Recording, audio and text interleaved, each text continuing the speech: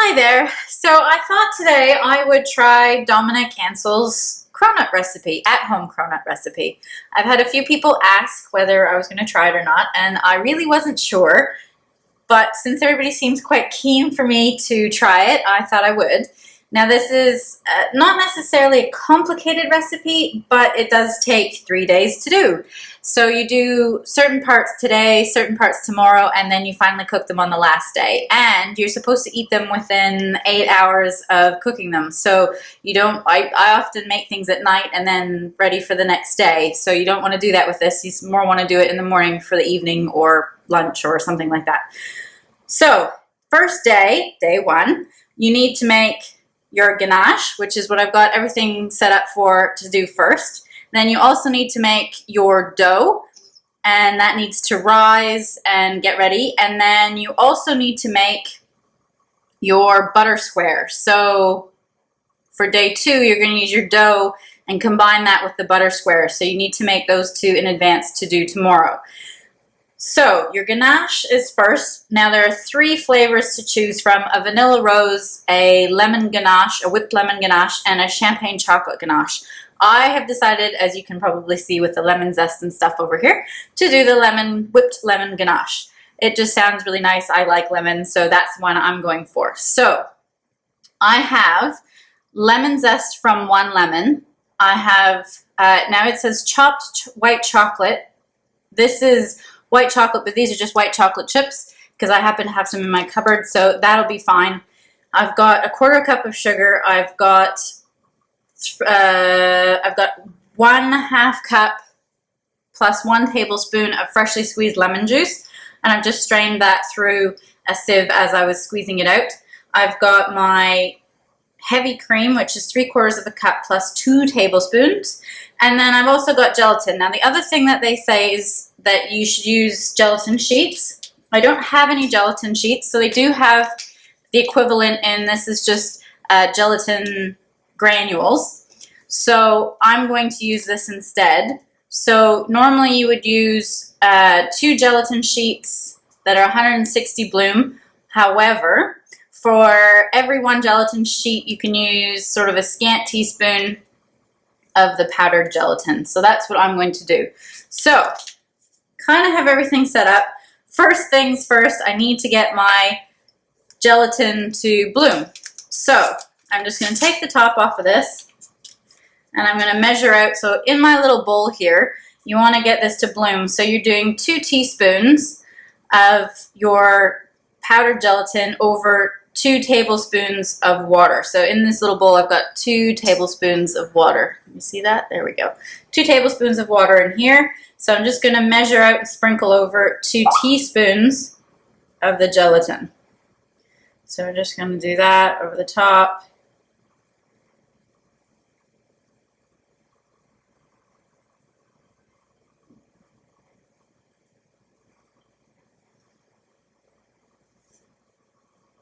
And you need to measure out, these packets are 2.5 teaspoons, so you can't use the whole packet. I wish you could, but it's just not quite 2.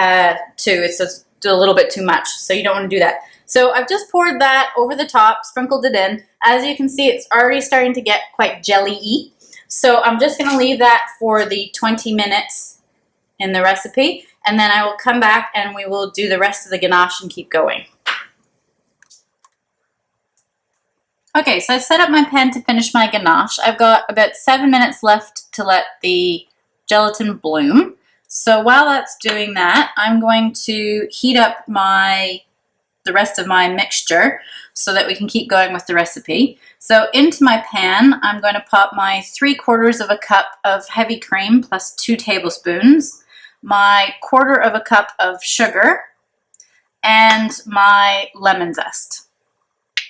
Then I'm going to bring that to a boil over medium heat, and then we'll add the gelatin and pour that over the chocolate to melt it. But we need to do this first, so pop all of that in there and bring it to a boil.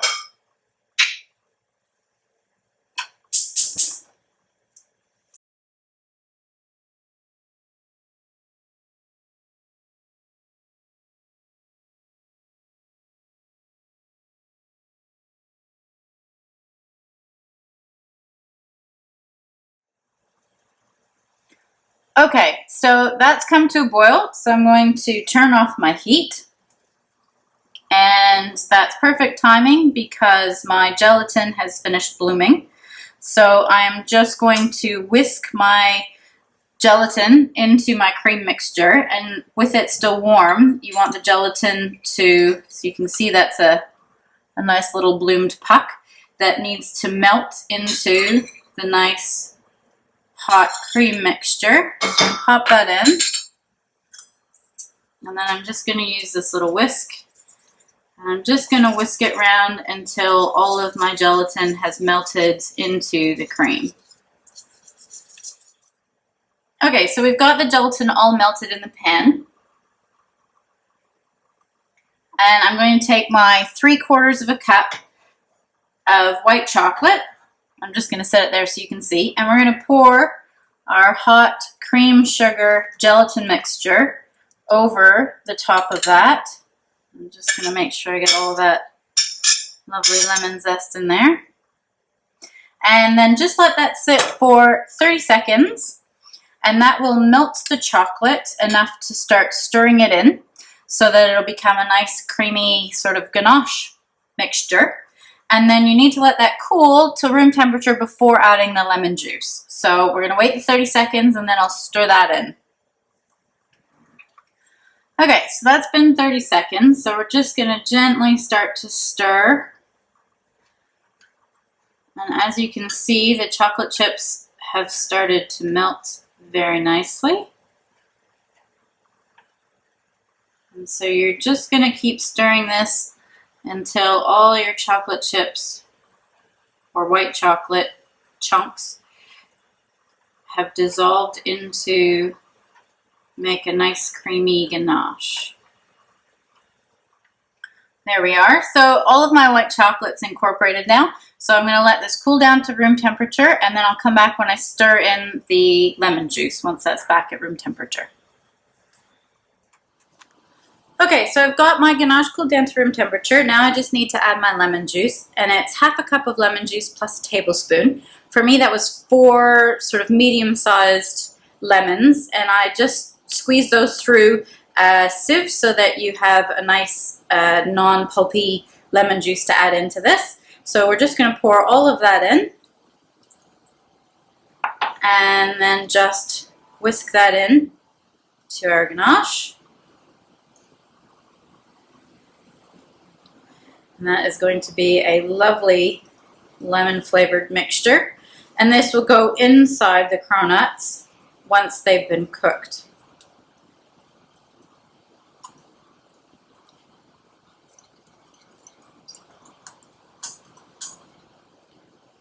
There we go. I'm going to knock back, without making too much of a mess, all those lovely bits of lemon peel.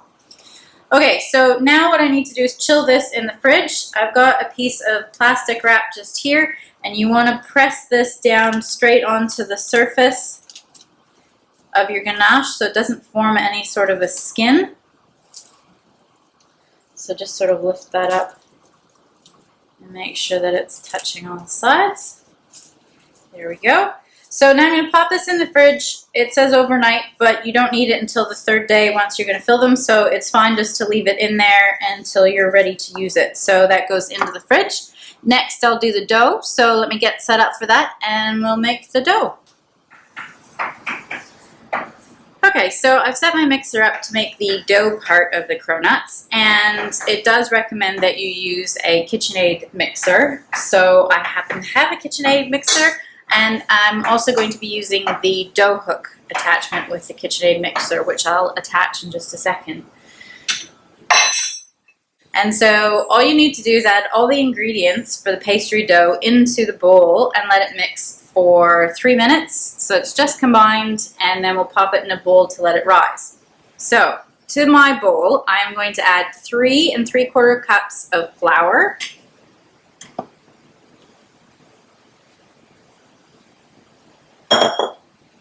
1 tablespoon plus 2 teaspoons of kosher salt. 1/4 cup plus 1 tablespoon of granulated sugar. 1 tablespoon plus 1.5 teaspoons of instant yeast.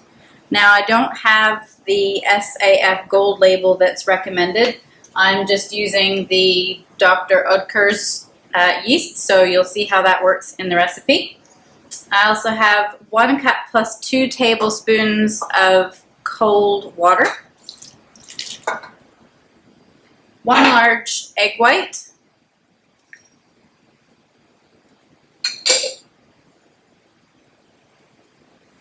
I've got 8 tablespoons of softened butter. Just get that out of its stick. Pop that straight in. And a tablespoon of heavy cream. Put that in there too. Right, so now I'm going to attach my dough hook. And bring my bowl up, and I'm going to start on a slow speed, just the stir. I might pop that up to 2. And so I'm just going to let that go for 3 minutes or so, just till I see that it's combined as the recipe suggests.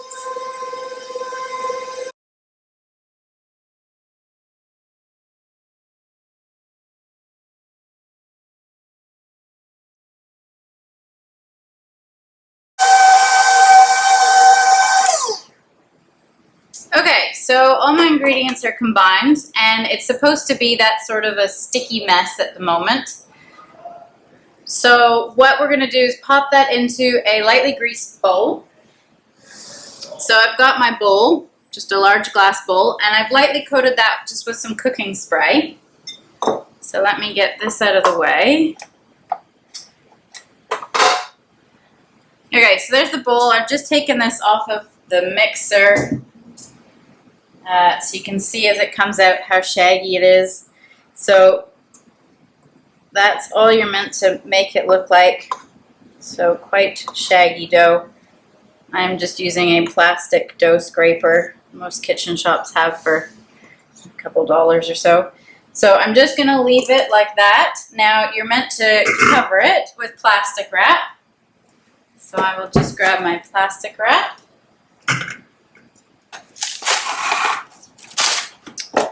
And you're supposed to press this directly onto the surface of the dough.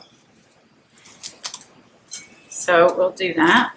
And pop that straight over like that.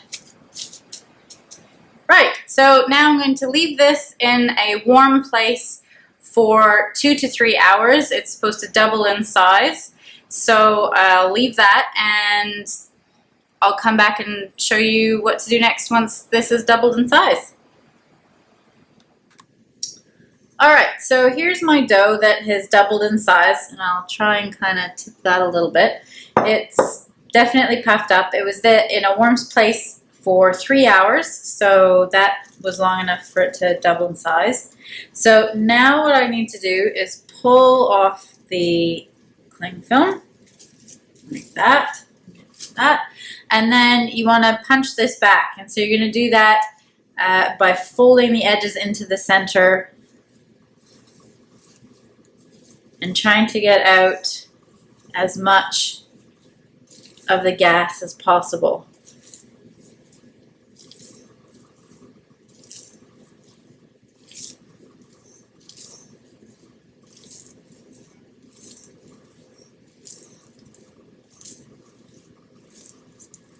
There we go. So I'm going to say that that is now punched down. So now I need to take a piece of parchment again that I've got here on a baking tray. This step doesn't recommend or doesn't suggest that you draw out a square on it, but since that helped with the butter, I thought I would do that just to make sure I've got roughly the right size. So this is supposed to be in a rough sort of 10-inch or 25-centimeter square. So this is a 10-inch square that I've drawn. And so I'm just going to pop my dough into the middle of that. And then I'm just going to gently press it out to that shape.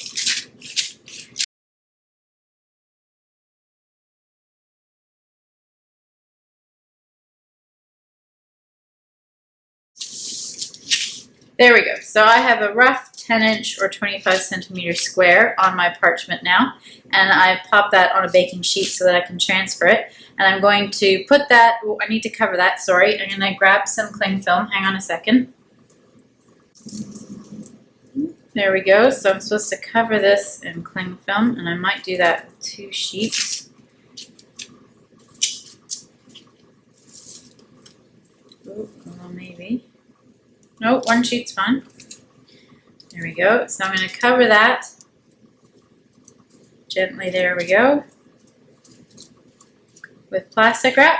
So I'm going to pop that in the fridge overnight, and then we will continue with the recipe tomorrow. So the ganache has been made, the dough is finished, or started really, and that butter block is up next. So I will pop this into the fridge and come back and we'll make the butter block, which is our last step for day 1. All right, and so the last thing I need to do on day 1 is make my butter square to put in the dough tomorrow. So this is 18 tablespoons, or 2 sticks and 2 tablespoons of unsalted butter softened. And I've got a piece of parchment, and on the other side, not on the top, I have just drawn out a 7-inch or 18-centimeter square. And so I just need to spread this. I'm just using my little spatula here. And it looks like it should be easier than it is. You just need to spread it out into that shape, because that's the shape that you're going to put into your dough tomorrow to mix in, well, to laminate with the dough. And it needs to be this size.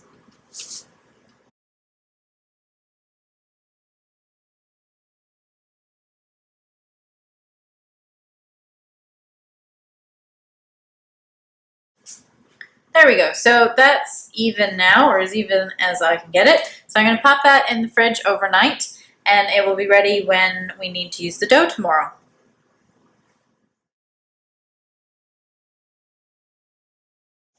Okay, so day 2 of making cronuts. I have my dough that we made yesterday, and I've got my butter square that we made yesterday. And this has come straight out of the fridge, so nice and cold, which is what it says. You need to make sure that this is cold all the way through. The butter also needs to be bendable but not crack. So as you can see, that slightly bends and it doesn't appear to be cracking. So we're all good. Now I did take this out of the fridge probably about 20 minutes ago, and it was very solid. So I know it seems to say that it should be soft enough to bend slightly, but it definitely wasn't. And then it also says you can beat it with a rolling pin on a lightly floured work surface until it becomes pliable, but I just left it out for about 20 minutes and it seems to be ready to go. So we're going to try that. I also have my rolling pin, and I've got a little shaker here with some flour in it because we're going to be working on a floured work surface, and you don't want too much flour, as it says that that's not good and it'll make the not good for the dough. So we're going to go with a light dusting. So I'm going to move everything out of the way. So my butter over there, I'm going to dust my work surface very lightly with some flour so that it doesn't stick. These little shakers I find quite handy. They've got a little mesh on the front, so make sure that if you've got any lumps or anything like that, it'll break them up before it comes out. So I use this for cocoa and confectioners, sugar, icing sugar, all of that sort of stuff. Okay, so I've got a light covering on there, and I'm going to place the dough onto that work surface.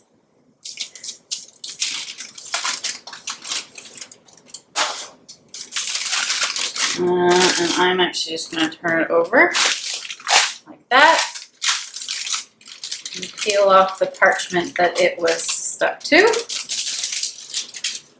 There we go. So that's on my work surface, and now I'm supposed to take my butter and put this as a diamond shape on top of my dough, like that. And then, this sort of seems like it's not going to be quite easy. So I'm going to roll. I'm going to take the butter back off. And I'm going to roll, if I can anyway. There we go. A little bit of that. I'm going to lightly flour my rolling pin, and I'm just going to make this a little bit bigger. Now, although it was a 10-inch square on the parchment that was in the fridge, it seems to need a little bit more space to go around the butter. So I'm going to roll it out a little bit. There we go. And we'll pop the butter block back on top in the diamond shape. There we go. And let's see if we can do that. There we go. So I'm supposed to bring my dough up and pinch over the top, the corners together like this, and the sides like this, around the butter block.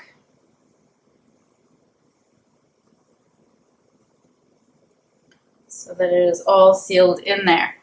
All right, and then I'm just gonna, this is sticking a little bit, so I'm just gonna lift it back up and put a little bit more flour down. I don't want this to stick. There we go. And a little bit on the top. Alright, so now that we've got this with the seams like this, and everything is slightly floured, I'm going to slowly roll from the center out into a 20-inch square. So it's about 20 centimeters, or sorry, 50 centimeters. So we're just going to roll out that way, roll out this way, and just to make sure that it's still not stuck, I'm going to slide it around and roll from the center out that way, and roll from the center out this way, and then just grab my ruler, which is about 12 inches, so it needs to go quite a bit bigger than that. But again, I'm just going to keep sort of moving it around and gently trying to make sure that it's not getting stuck. I know that you don't want to add too much flour. Oh, that looks okay. But you definitely don't want it to get stuck to the surface as well. So I'm going to keep rolling from the center out, and a little bit more on my rolling pin rather than on the dough. There we go.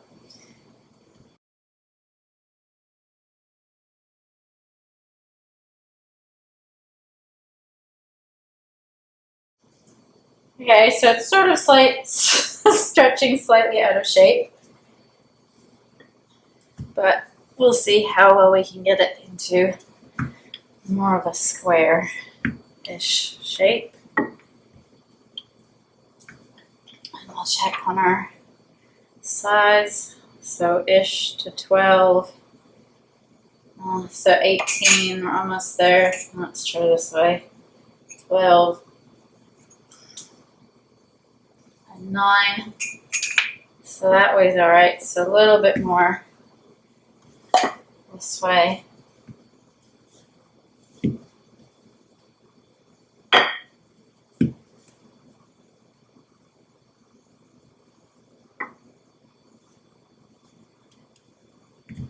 Okay, so that's approximately a 20-inch square, and it should be about 1/4 of an inch thick. So let's see how we're going. Yeah, that's about 1/4 of an inch thick, and it seems to be fairly even all the way around.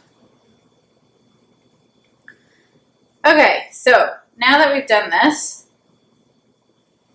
we need to fold the dough in half horizontally, trying to line up my seams, which is why you obviously want to have a square. So I might pull this down this way in half. There we go. Try and line up seams-ish.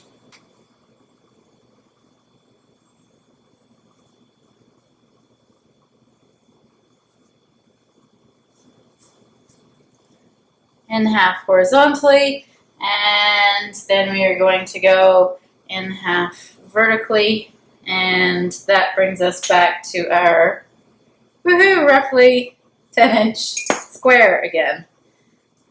Just like that. All right, so next I need to pop this back into some plastic wrap and refrigerate it for an hour. And then we can do that again, rolling it out to a 20-inch square and then folding it in half and a half. So I'm going to wrap this in plastic wrap, refrigerate it for an hour, and then I'll come back.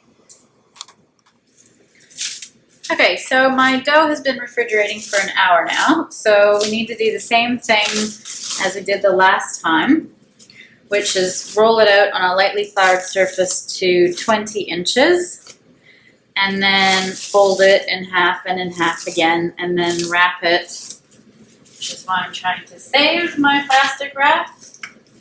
Ooh. Back into the plastic wrap, and then back into the fridge overnight. So a little bit of flour on the surface, and a little bit of flour on my rolling pin again, and working from the middle and rolling out, trying a little bit harder this time to keep it in a square.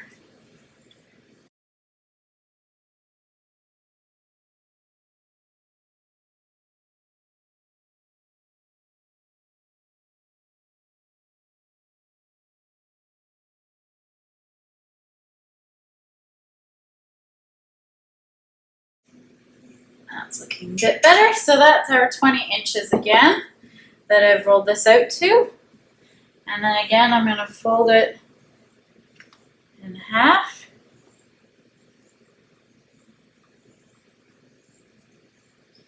I'm trying to match up my seams. And in half again.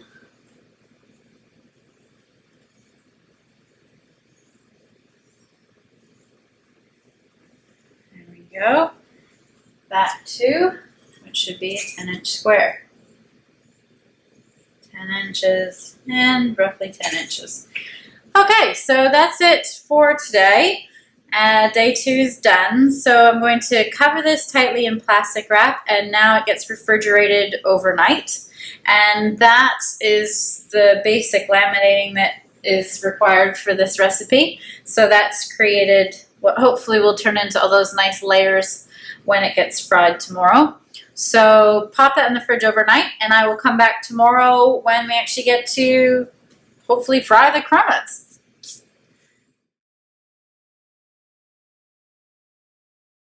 Okay, so today is day 3 and the final day when we actually get to try frying these cronuts to see if this is going to work. But first, I have a few more things that I need to do. So I've taken my square out of the fridge, and I need to roll it on a lightly floured surface to a 15-inch. So remember, this was a 10-inch. So we're going to roll this to a 15-inch square. So from the center out again.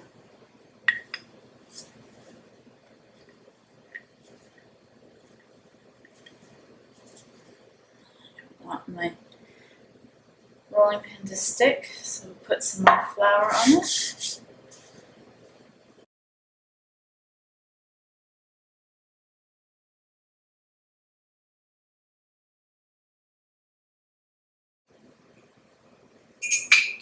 Okay, so that's my 15-inch square, and now I need to transfer it onto my sheet pan and pop it back into the fridge for an hour to let it rest. I'm going to cover it tightly in cling film again, and well, I might do this way. Cover it tightly in cling film, and an hour in the fridge, and then we'll take it back out and cut out our shapes, our round cronuts.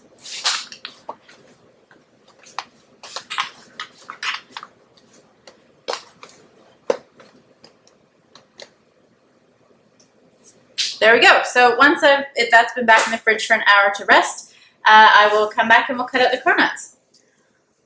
Okay, so my dough has been chilling in the fridge for 1 hour, And now I need to cut out my cronuts and pop them onto, so I've got some baking parchment on here with a little bit lightly covered with some flour.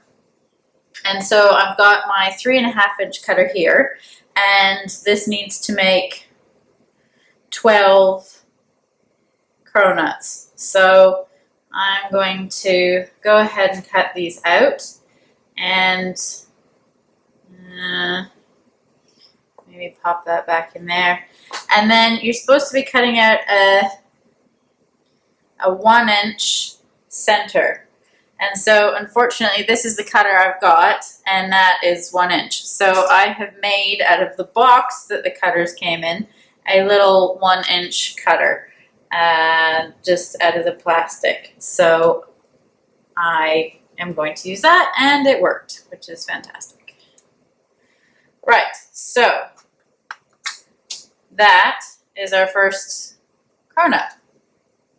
So these need to go on this baking sheet, and I need to leave 3 inches, it says, apart as they're going to rise. So the next time, so once I cut all these out, these are now going to proof in a warm environment, so like room temperature, 30 degrees or so, 30 degrees Celsius, and they're going to puff up and proof, and then we get to fry them.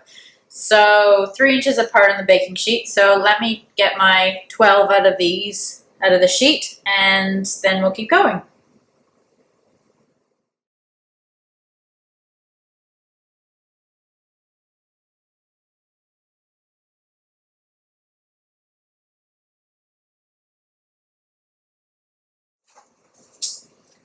Okay, so that's my first tray. I've got more than that. Mine actually cut out 15, so I'm definitely going to cook all 15 cronuts. And now I just need to lightly spray a piece of cling film with some cooking spray, and then just put that gently over the top, and then keep this in a warm, humid place to proof. Not hot, because you don't want the butter to melt or anything like that, but you definitely want to make sure that it's not cold or anything like that, or any draft. So sort of a nice warm place. I'm going to pop mine in my oven. It's not on, oven's not on, but it's probably the warmest place, and it sort of doesn't have any drafts or anything like that. And we're going to leave that to proof for 2 hours. You're wanting these to triple in size, so that's why we've left lots of space around them. So let me do that, and I will come back and show you the proofed cronuts. Okay, so my cronuts have now proofed. I'm not entirely sure that that's really triple the size, but they've been proofing now for an hour or 2.5 hours. So I'm going to go with this. And in my pan here, I've got a candy or deep fry thermometer and my grapeseed oil. And so I'm heating that to 350 degrees Fahrenheit, which is about 175 degrees Celsius. And then at that point, that's the temperature that the recipe calls for so that you can fry the cronuts. So I will come back when this reaches the right temperature. Okay, so my oil's hit the 350 degree Fahrenheit. So I'm just going to add in 3 of my cronuts at a time.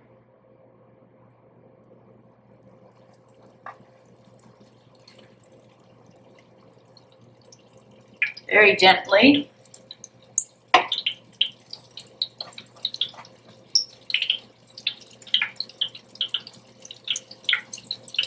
There you go, because you want to leave them enough room to puff up.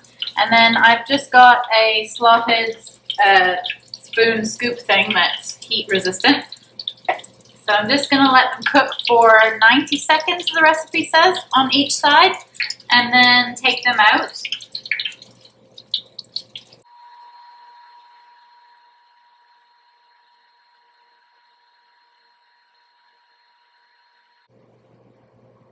Flip that one. So there we go. Nice golden brown color. That's what I'm looking for before I flip them over. And you don't want to keep flipping them, so it's flip, cook them once, flip them once kind of thing. So I'm going to do another 90 seconds to let the other side cook and turn golden brown and puff up. And then just off to the side, I've got a baking sheet with some paper towel on it to drain them on. So I'll remove them to that. And then I just need to make sure that I heat my oil back up to 350 if it's dropped off any. So you always just want to make sure that your temperature is 350 when you're cooking these. And yeah, just let it warm up again if you need to before you put the next batch in.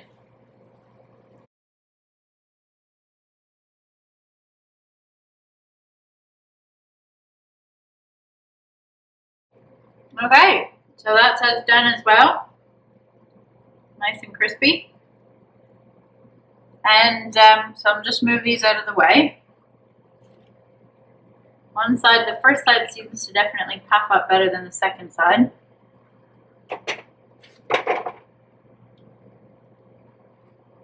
But there you have what a homemade first just fried cronut looks like. So I'm going to go ahead and fry the rest of mine.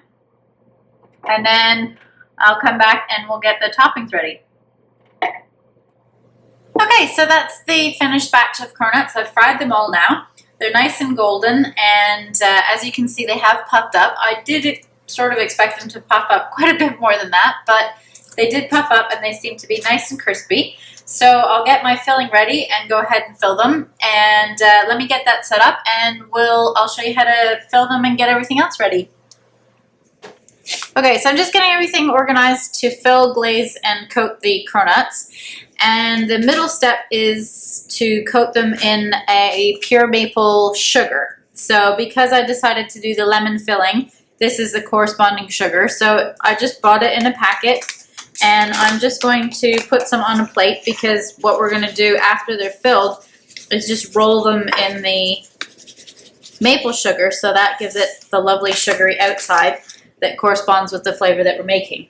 So I'm just sort of setting everything up so it's all ready to go.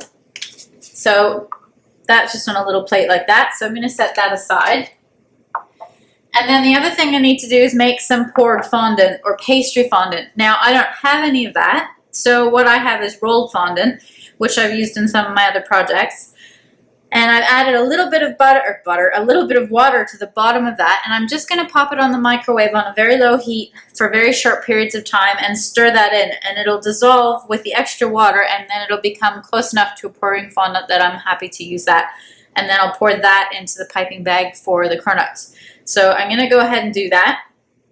And then the other thing that I need to do, bring the stand mixer back, is whip up the ganache. So the lemon ganache, whipped lemon ganache, hence the whipped name, needs to come out of the fridge, and I'm going to pop it into the bowl, and I'm going to whisk it or whip it with the whisk until it holds peaks so that we can then pop it into the bag and fill our cronuts. So let me go grab my ganache, and I'll come back and we'll whip it up. All right, so I've got my ganache out of the fridge. I've just scooped it out and put it into my mixer bowl. And as you remember, we used some gelatin in the ganache. So it is has a gelatinous jelly kind of slight texture to it. So I'm going to turn this on high and whip it up until it's nice and soft.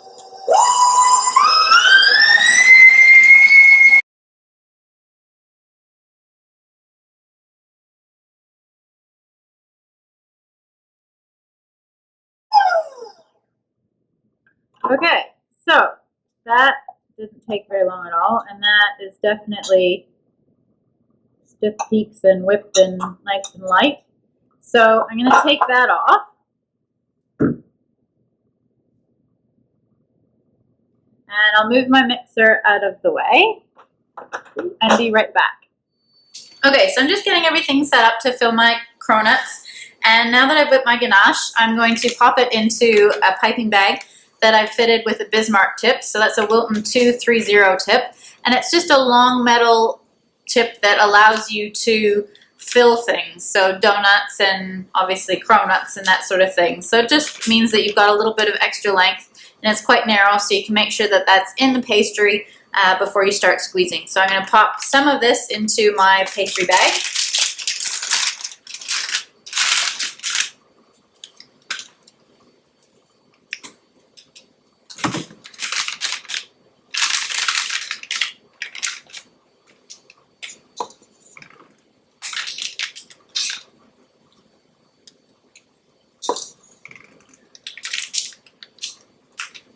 go. We'll move that out of the way.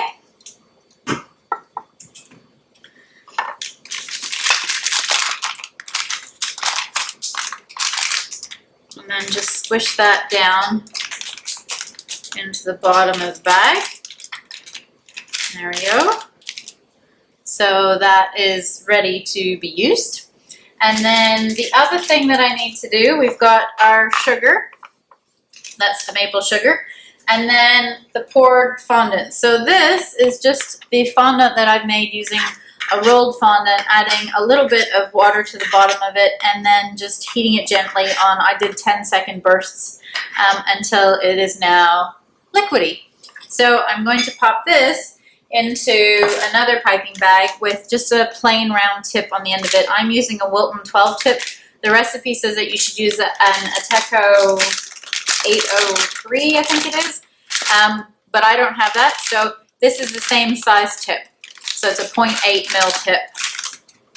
So I'm just going to scoop out some of this as well into my piping bag, and then we can get everything on a little assembly line to make our cronuts. There we go. That is a little bit messier.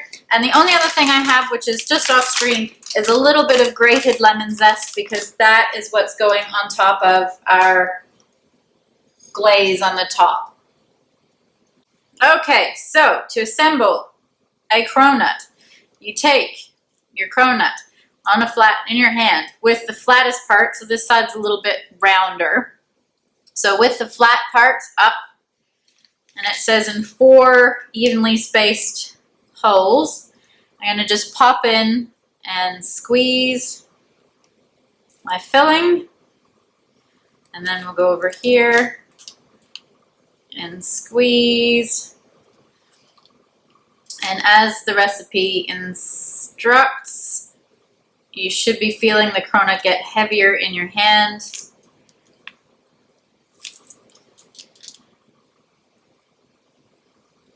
And I'm just not really sure how much to squeeze in. So we'll go with that amount. Seems to be about right. And yes, indeed, it is obviously heavier in my hand. Next step is the sugar. And you want to roll the sugar around the outside edge of the cronut. Just like that. To give it its lovely crumb coating. And if I move this here and just grab another plate quickly, I'll pop my cronut onto that plate.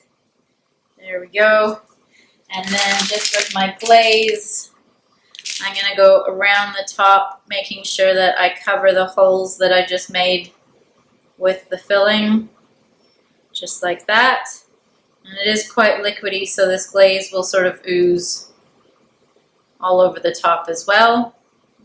Off, there we go. And I'm just going to grab a little bit of my lemon zest and just sprinkle that over the top to finish with the lemon complement of our filling. There we go. So that is a finished Dominique Ansel At-Home Cronut. This is the first time I've made these, and for a first go, I think they turned out really well. As I said when I took them out, I was kind of hoping that they were going to be a little bit thicker than that. However, they look fantastic and they sound nice and crunchy. So normally you would let that icing on the top set for about 15 minutes and it'll go harder so that it'll stay put.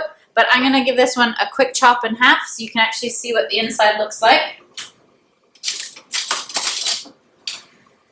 And you can see if I've actually got my cream all the way through. So I'm just going to gently try and cut through to see what this looks like. I am quite interested. Wow, okay, so one side much better than the other. Nice and full of the ganache that we made. That looks fantastic, and I'm afraid I'm going to have a bite, even though you can't. Wow. Okay, so 3 days to make them. Quite fussy, finding grapeseed oil, not the cheapest thing, maple sugar, but very much worth it. That was fantastic. So definitely worth the 3 days if you've got 3 days that you can do these, and I'd love to try them again to see if I can get them to puff up a little bit more when they're proofing. I think I might try a different yeast or something and see if that has anything to do with it. But absolutely fantastic. Thank you so much for following through that whole 3 days and recipe with me. I really appreciate that. And if you did enjoy it, please give me a thumbs up. I'll post the link to the recipe below. And that was absolutely fantastic. Please subscribe to see what else I'm up to. If you've got any questions or comments, please post those below and I'll get back to you as soon as I can. But thanks again for following along.